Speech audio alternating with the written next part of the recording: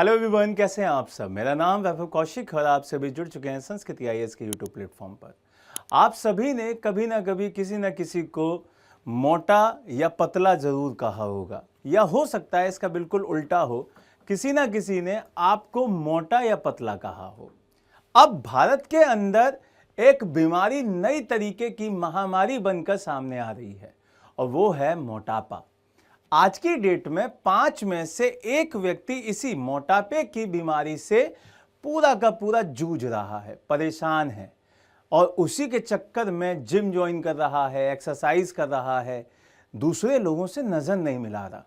अब मुझे comment box में आप लोग बताना कि आप में से कोई ऐसा इस वीडियो को देख रहा है जिसको लोगों ने मोटू कहा हो, या आपने मोटापे को दूर करने के लिए जिम ज्वाइन करी हो।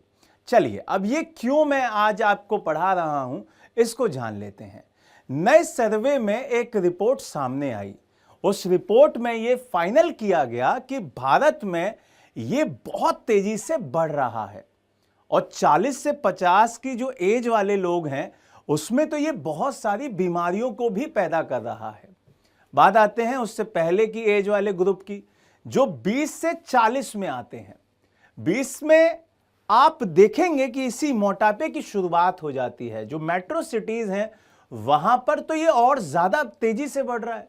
क्यों? क्योंकि वहां का फास्ट फूड बच्चों की जीभ पर इस तरीके से लग गया है कि वो रोजाना एक बर्गर खाए बिना रह नहीं सकते हैं, जिसकी वजह से 40 तक आते आते उनको कई सारी बड़ी बड़ी बीमारियां हो जा रही हैं।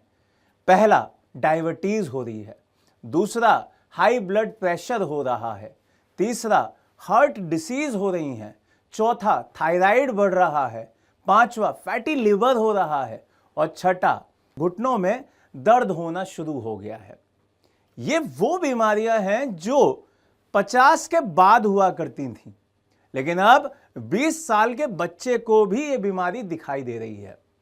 डायबिटीज जो एक बढ़िया 60 के अप्रोक्स में जाने वाले व्यक्तियों को हुआ करती थी, अब वो 30 के व्यक्ति को भी है।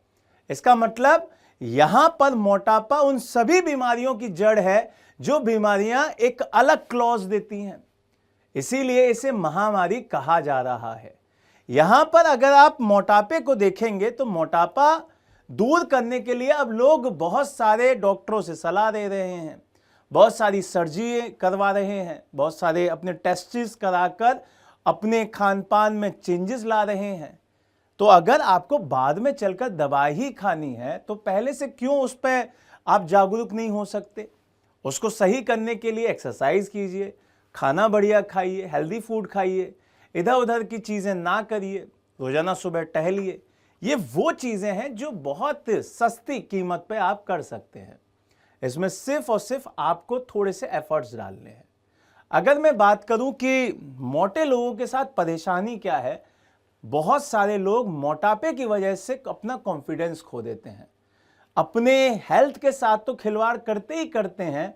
लेकिन ये सिर्फ सुंदरता की बात नहीं है कि आप सुंदर नहीं लगेंगे, वो एक आत्मविश्वास की बात भी है कि आप लोगों के सामने खुलकर बात नहीं कर पाएंगे। तो अपने कॉन्फिडेंस को बढ़ाइए और जो लोग आपको मोटू मोटू कह के चिढ़ा रहे हैं उसको ये बहुत अच्छे से प्रूव करके दिखाइए कि नहीं भाई, ठीक है, आपके हो सकता है कुछ जेनेटिक चीज़ें हों, वो अलग बात है, लेकिन आपके खान पान की वजह से आपकी पूरी ज़िंदगी बर्बाद नहीं होगी, वो आप खुद ठीक कर लेंगे।